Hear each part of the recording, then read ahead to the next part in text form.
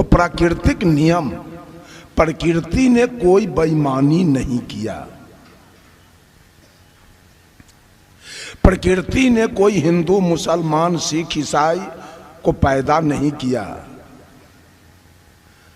प्रकृति ने छठ चरचन्ना होली दिवाली और ईद बकरीद शुभरात नहीं बनाया। प्रकृति ने मनुष्य को पैदा किया, प्रकृति ने इंसान को पैदा किया। अभी सवेरा है, सूर्योदय हो गया, हिंदू के लिए भी हो गया, मुसलमानों के लिए भी हो गया, सिखों के लिए भी हो गया, ईसाइयों के लिए भी सवेरा हो गया। सूर्यास्त होगा, हिंदू मुसलमान सबके लिए हो जाएगा। रात्रि होगी, सबके लिए होगा। दिन होगा, सबके लिए होगा। पूर्वैया हवा चल रही है तो केवल हिंदू के लिए नहीं, मुसलमानों के लिए, सिखों के लिए और ईसाइयों के लिए भी। और यदि पछिया हवा चल रही है तो सबके लिए। बारिश हो रही है तो सबके लिए, तूफान आया तो सबके लिए, भूकंप आया तो सबके लिए, अतिवृष्टि हुई तो सबके लिए, अनावृष्टि हुआ तो सबके लिए। आम कटहल के बगीचे फरे तो कोई जरूरी नहीं है कि हिंदू के यहाँ के फल गए और मुसलमान के यहाँ के नहीं फले। वो जहां भी पेड़ होगा वो फरेगा, क्योंकि प्रकृति ने कोई बेईमानी नहीं की। बेईमानी तो हम लोगों ने किया नियम बना के। जिस समय बच्चा जन्म लिया उस समय न उसके पास टीकी था, न उसके पास सुन्नत था, न उसके पास पंचकटार था और न उसके पास बतिस्मा था। वो इंसान बन के कवि रामधारी सिंह दिनकर ने लिखा है रश्मि रथी में, मैं कहता हूं अगर विधाता नर को अपने मुट्ठी में भरकर कहीं फेंक दे ब्रह्मलोक से इस भूमंडल पर, फिर भी मनुज विभिन्न जातियों में यहां आएगा। नीचे हैं क्यारियां बनी तो भला बीज कहां जाएगा। और सदगुरु कबीर कहते हैं, आए आए के देश से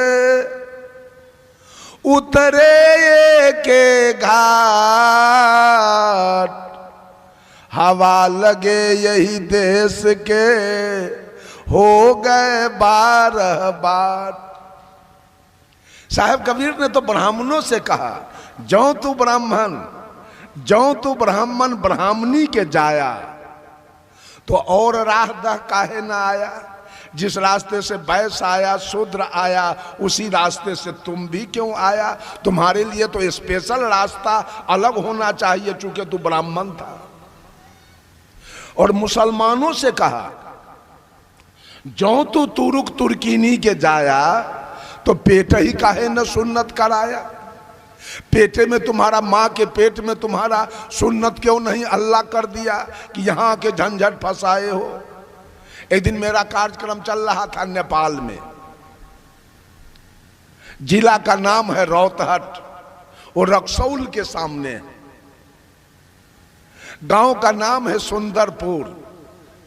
उस गांव में मुसलमान लोग अधिक हैं, बहुसंख्यक, आ हिंदू अल्पसंख्यक है। वहां 2-4 घर तेली, 2-4 घर रैदास और 2-4 घर ततमा, बस पूरा गांव मुसलमान है। पूरे पंडाल में मुसलमान लोग दाढ़ी वाले आके बैठ गए।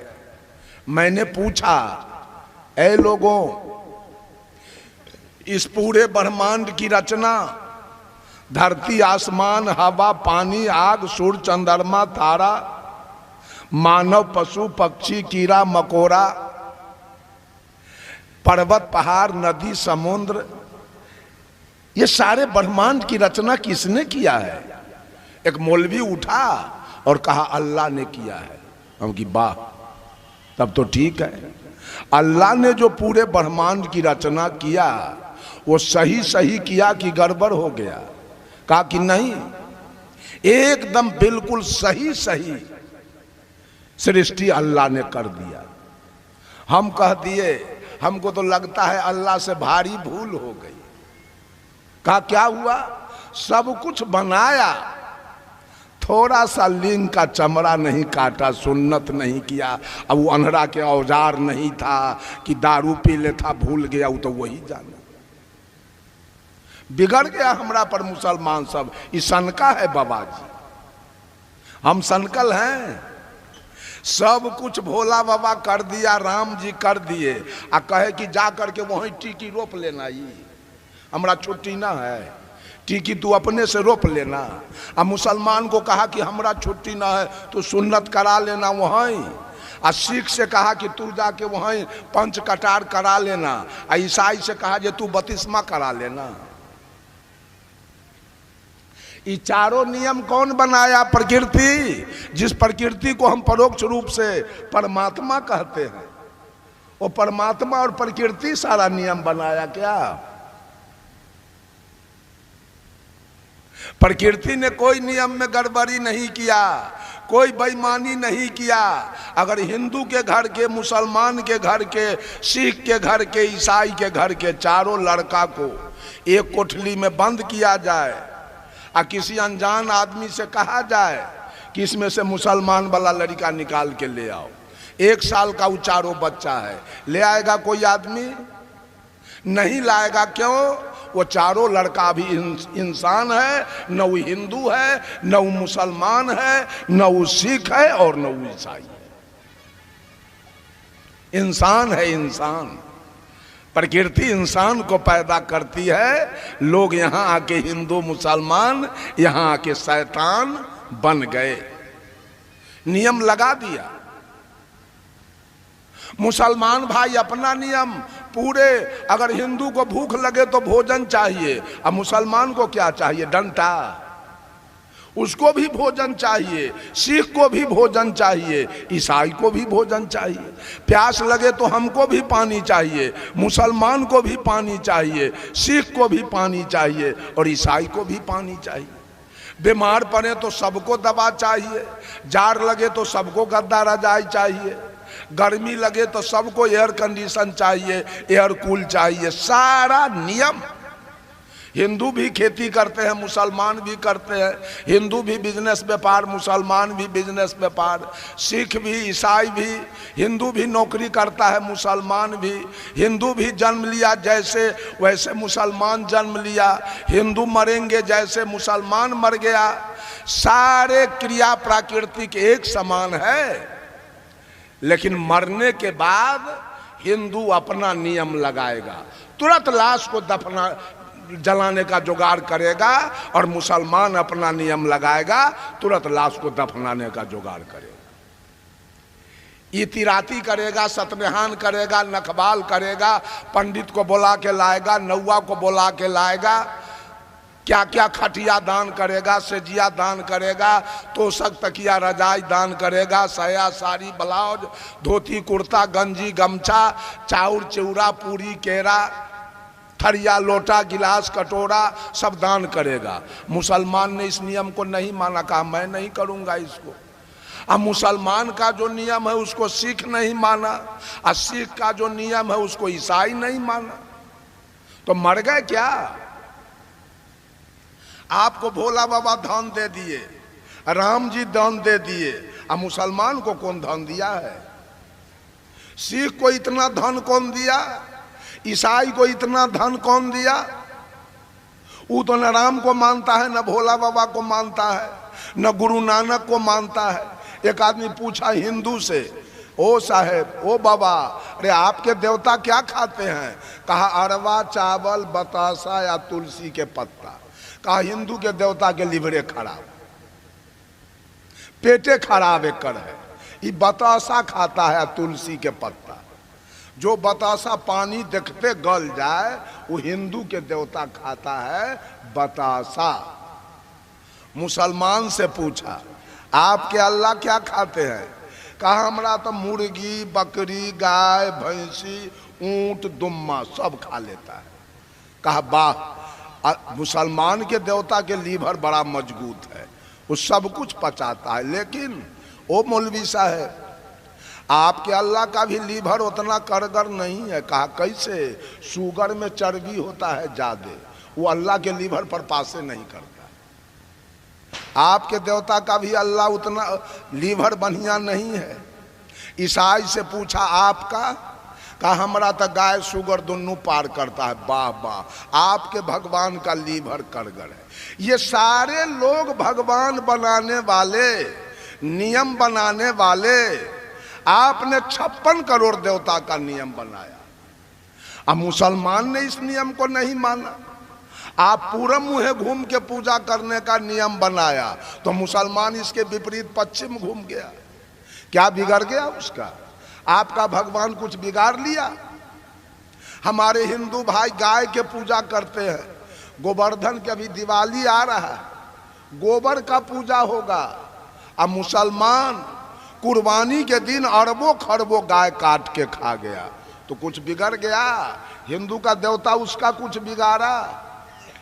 एक भी हिंदू ईद बकरीद सोबरात नहीं किया तो मुसलमान का देवता हिंदू को कुछ बिगाड़ लिया? यह सारा मनगढ़ंत बात है, सारी ऊपरी बात है, वास्तविकता कहीं है नहीं। हम लोगों ने कल्पना किया है देवी देवता के। सदगुरु कबीर कहते हैं, हंसा तू तो सबल था, हल्की अपनी चाल, रंग कुरंगे रंगिया ते और किया लगवार। ऐ हंस, जिस दिन तू मां के गर्भ से बाहर आया था, तेरी चाल बड़ी निराली थी। तुम्हारे अंदर कोई जातीयता की भावना नहीं थी, कोई सांप्रदायिकता की भावना नहीं थी, कोई ऊंच नीच की भावना नहीं थी, कोई छुआछूत की भावना नहीं थी। उस दिन तू लबरा लंपट बेईमान भी नहीं थे। उस दिन तू बीड़ी खैनी गांजा भांग तारी दारू मांस मछली भी नहीं खा रहे थे। उस दिन तुमको भगवान का भी जरूरी नहीं था। उस दिन तुमको मंदिर मस्जिद का भी जरूरी नहीं था। उस दिन तेरा विचार हंस के समान था। लेकिन ज्यों ज्यों शरीर का विकास हुआ, जवानी आई, आदमी बेहोश होता चला गया। बच्चा जन्म लिया वो होश में है, बेहोशी तो जवानी में आती है। जवानी आ गई, बीड़ी पीना शुरू कर दिया। जवानी आई, खैनी खाना शुरू कर दिया। जवानी आई, दारू पीना शुरू कर दिया। जवानी आई, चोरी करना, घूसखोरी करना शुरू किया। जवानी आई, बलात्कार करना शुरू किया। साहब कबीर कहते हैं, हंसा तू तो सबल था। जिस दिन तू आया था माँ के गर्भ से, उस दिन तुम्हारे अंदर सबलता थी। तू सबल था और हंस के समान तू था। लेकिन आज तुम्हारा चाल काक के समान हो गया। सारे लोग चाल बिगाड़ लिए हैं। रंग कुरंगे रंगिया। जब हम माँ के गर्भ से आए थे, रंग था अच्छा, सात दया धैर्यशील विचार का रंग था। लेकिन ज्यों ज्यों जवानी आई, रंग बदलता गया, असली रंग उतरता गया और नकली रंग चढ़ता गया। मेरे ऊपर चढ़ गया काम क्रोध लोभ मोह अहंकार का रंग। जब ये गलत रंग चढ़ा, तब हम दूध में पानी मिलाना शुरू किए हैं, तब हम आटा में चोकर मिलाना शुरू किए, तब हम चावल में कंकड़ मिलाना शुरू किए, तब हम घी में डलडा मिलाना शुरू किए, तब हम चोरी दलाली शुरू किए। और जब चोरी दलाली शुरू किए गलत काम, तो गलत काम करने वालों के ऊपर विपत्ति आएगी। गलत काम होगा तो विपत्ति आएगी कि नहीं आएगी? विपत्ति आएगी। गलत काम किए, आप पर मुकदमा हुआ, दरोगा जी आ गए, पकड़ के जेल में रख दिया, चाहे मारा। जिस समय डंटा चलेगी और जेल जाएंगे, उस समय भगवान का उद्घाटन होगा। भगवान तो उद्घाटित है मनुष्य के द्वारा, भगवान है कहाँ? लोगों ने उद्घाटन किया भगवान के, और जो जैसे जहां के लोग हैं वैसे वैसे भगवान का उद्घाटन कर दिया। बंधु, अमेरिका का भगवान अलग है, रूस का भगवान अलग है, चीन का भगवान अलग है, ऑस्ट्रेलिया का भगवान अलग है, जर्मन जापान का भगवान अलग है। ये तो मैं देश स्तर पर, महादेश स्तर पर कहा। राज्य स्तर पर आइए, मध्य प्रदेश का भगवान अलग है, राजस्थान का भगवान अलग है, उत्तर प्रदेश का भगवान अलग है, मध्य प्रदेश का और हरियाणा पंजाब का भगवान अलग है, और बिहार का भगवान, बिहार में वो छठी माई भगवान है जो उत्तर प्रदेश और बंगाल में कहीं नहीं है।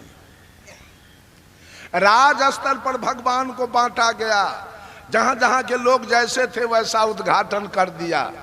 और राज स्तर पर क्या, जिला स्तर पर आइए, आपके कोसी बेल्ट में पूर्णिया, सहरसा, कटिहार, मधेपुरा, सुपौल के लोगों ने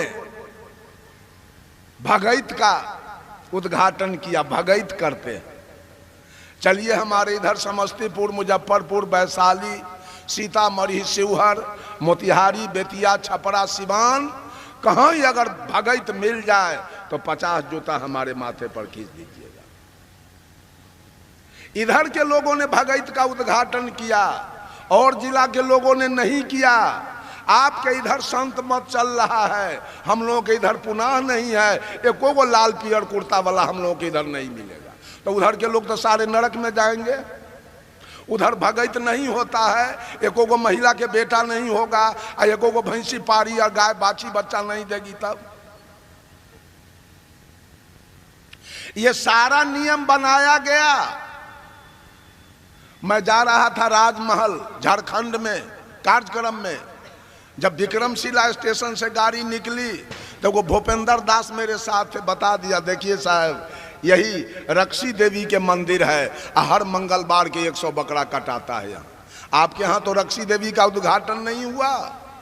चलिए मोतिहारी में मेरा कार्यक्रम था, आषाढ़ का महीना।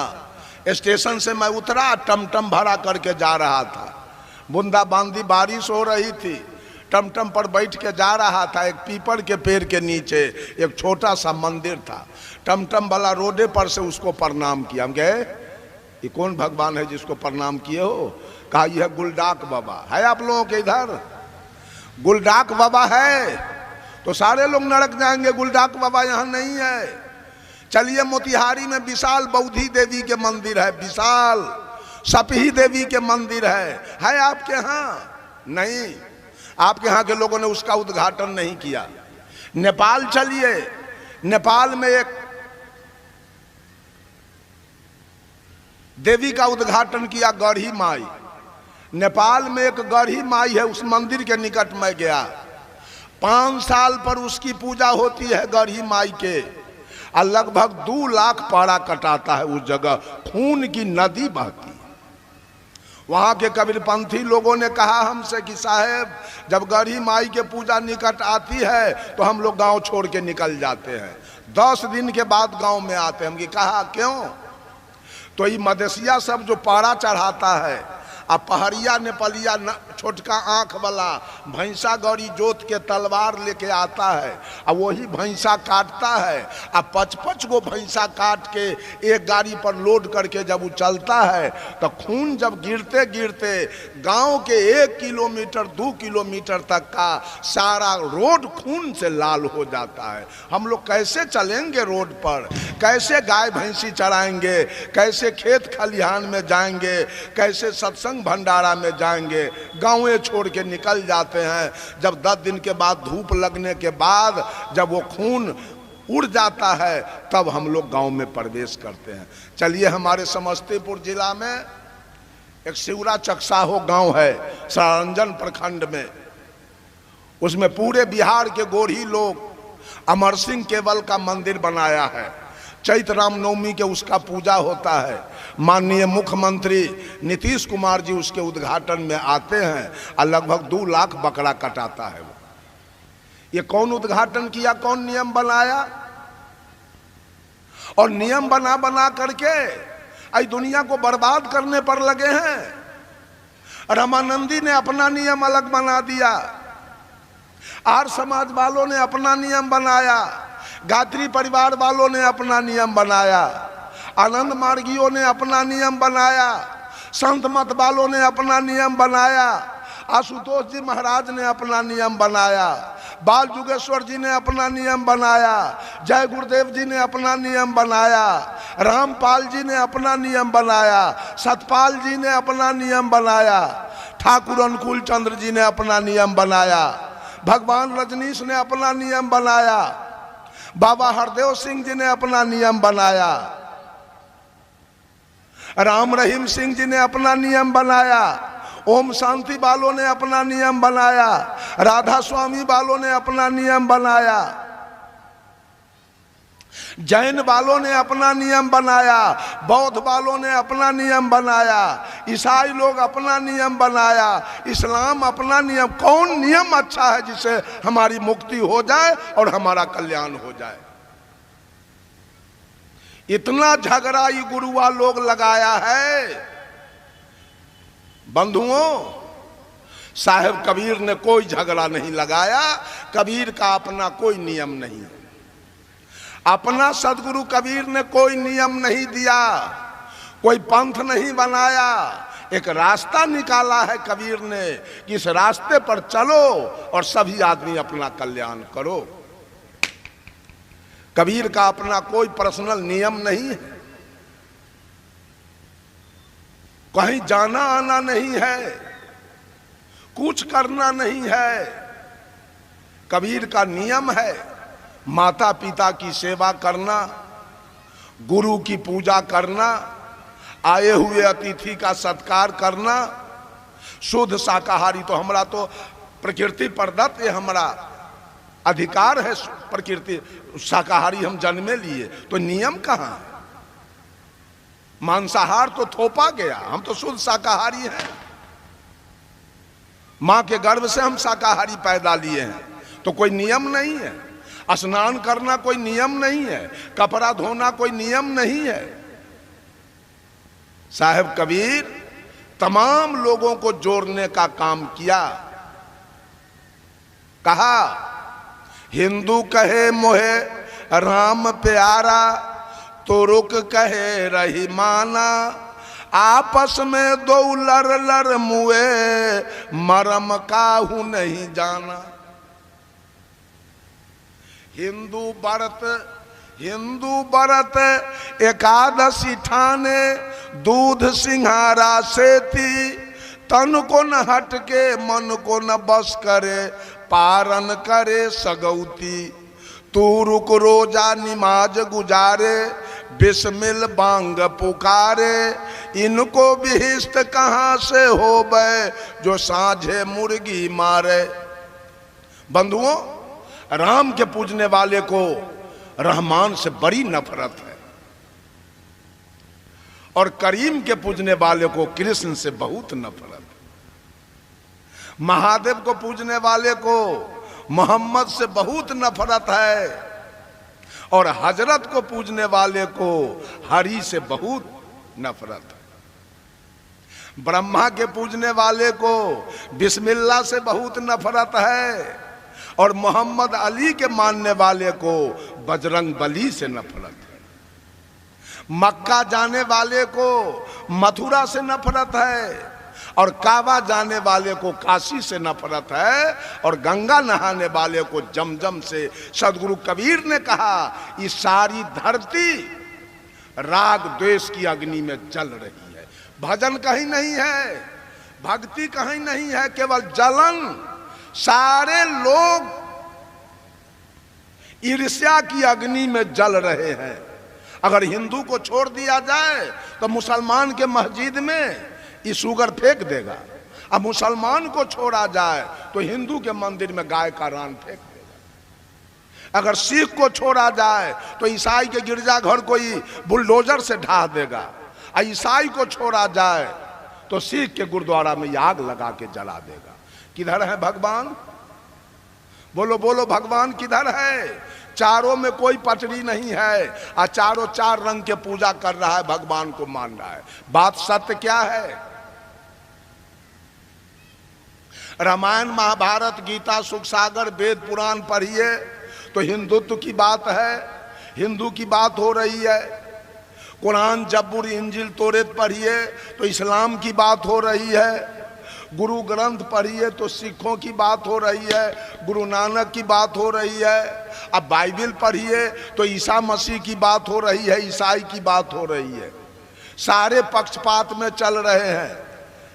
साहब कबीर कहे, पक्षा पक्षी के कारण सब जग रहा भुलान, निष्पक्ष हो के जो भजे सो ही संत सुजान। सारे लोग पक्ष में जी रहे हैं।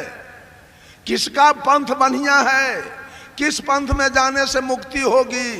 किस पंथ में जाने से कल्याण होगा? एगो चंदन कैले है, कोई 2 गो चंदन, कोई 3 गो चंदन, कोई 4 गो चंदन, आ कोई भर मांग लेपले है जो भैंसी देखे तो भड़क जाए।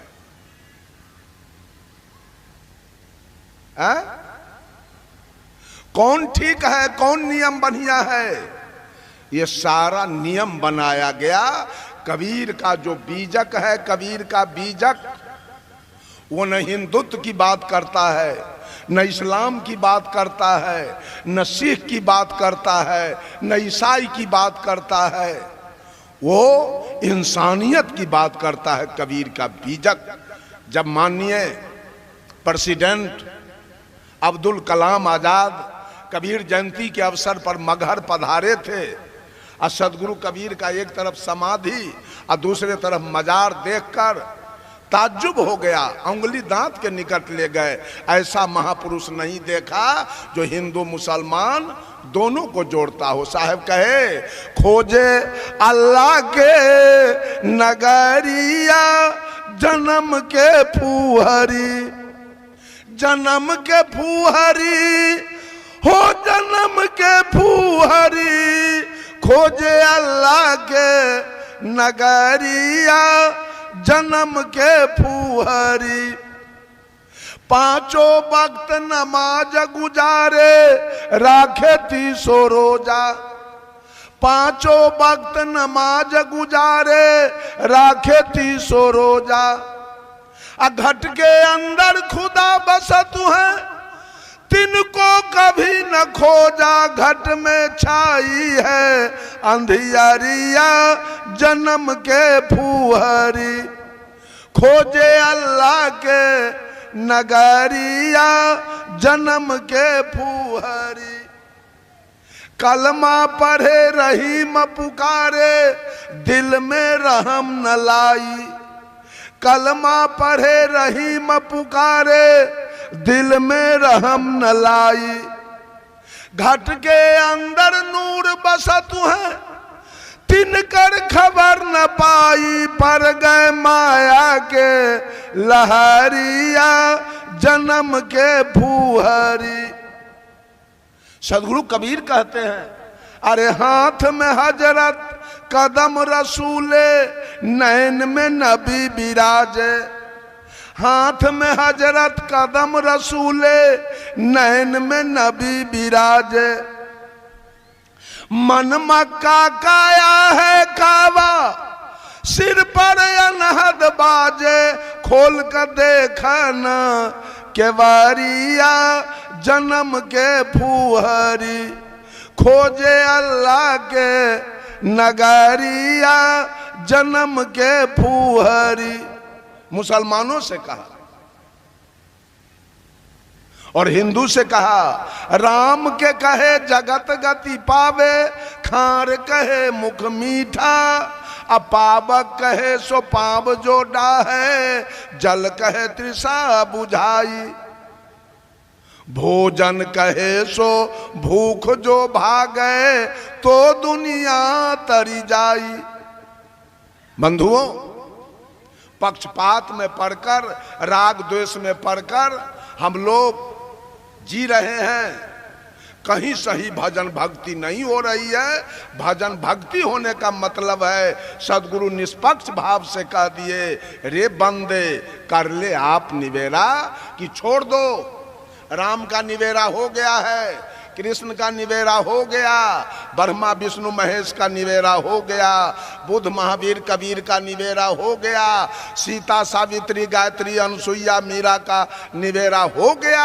आज बारी आपकी आई है, आप तो अपना निवेरा कर लीजिए, झगड़ा खत्म।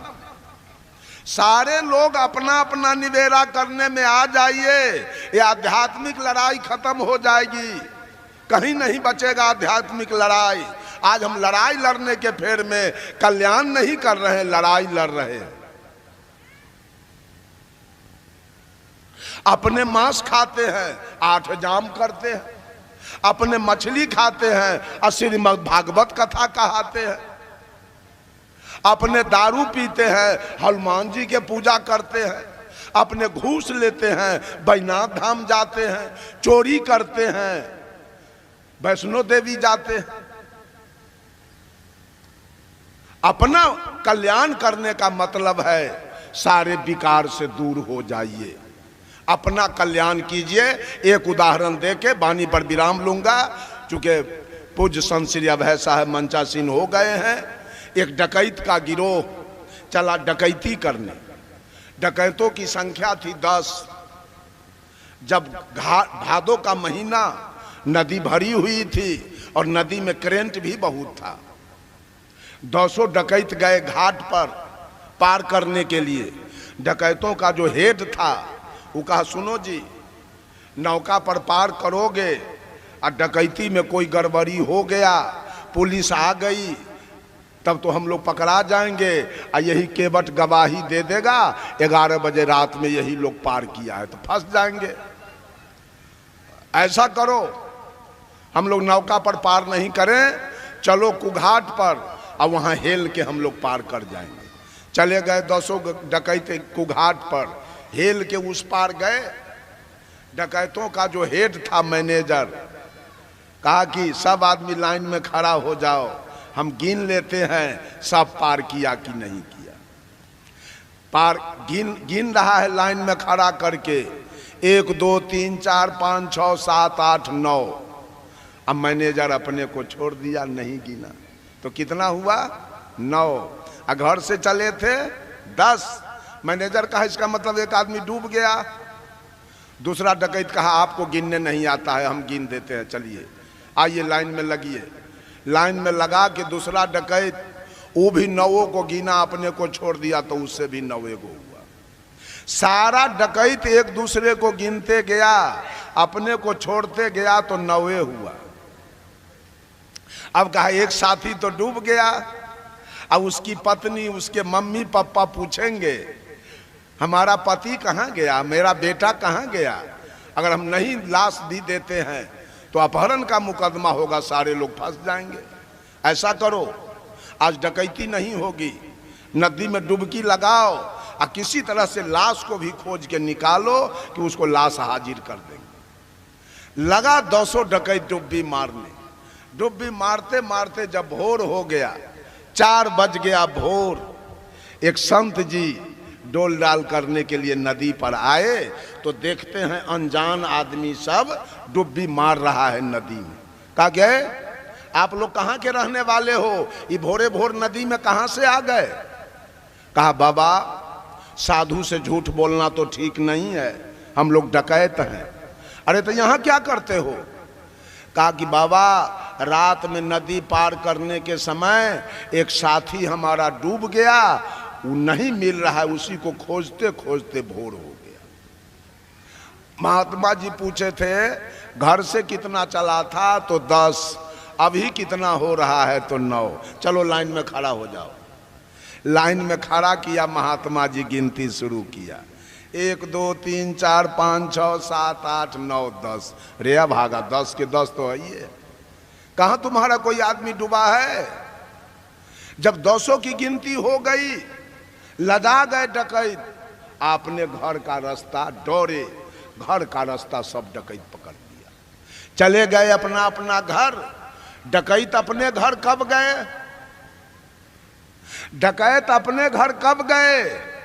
जब अपनी गिनती हो गई तो अपने घर चले गए, और जब तक अपनी गिनती नहीं हुई तब तक नदी में डुब्बी मारते रहे। वो डुब्बी मारने में सुख मिला कि दुख मिला? ठीक उसी प्रकार से आज मानव अपनी गिनती छोड़ दिया है, अपने बीड़ी पी रहा है, अपने सिगरेट पी रहा है, अपने गांजा पी रहा है, अपने भांग खा रहा है, अपने दारू पी रहा है, अपने तारी पी रहा है, अपने मांस खा रहा है, अपने दलाली खा रहा है, घूसखोरी कर रहा है, बेईमानी कर रहा है, हत्या और बलात्कार कर रहा है और मिलावटबाजी कर रहा है, हनुमान जी के पूजा कर रहा है। हनुमान जी के गिनने से आप अपने घर नहीं जाएंगे। अपना घर अगर चलना है, अपने घर में सुख होता है, पराये घर में दुख होता है। जेल भी एक घर है जहां दुख होता है, और अपना घर जहां है, जो मन में आवे खाइए, जहां मन में हो वहां जाइए, जहां मन में आवे वहां सो जाइए। फ्री है, स्वतंत्र है, लेकिन वो जेल है, वहां परतंत्र हो जाएंगे। तो अपना घर अगर सुख में चलना है तो अपनी गिनती होगी, अपने घर चले जाएंगे। और जब तक 56 करोड़ देवता के गिनती करते रहेंगे और पूजा करते रहेंगे, तब तक यही भवसागर, माय के गर्भ और श्मशान में डुब्बी मारते मारते और भोर हो जाएगा, रास्ता नहीं मिलेगा, कल्याण नहीं हो सकता है। इन्हीं चंद शब्दों के साथ देता हूँ वाणी में विराम, और तमाम लोगों को साहेब बंगी नमस्कार, प्रणाम।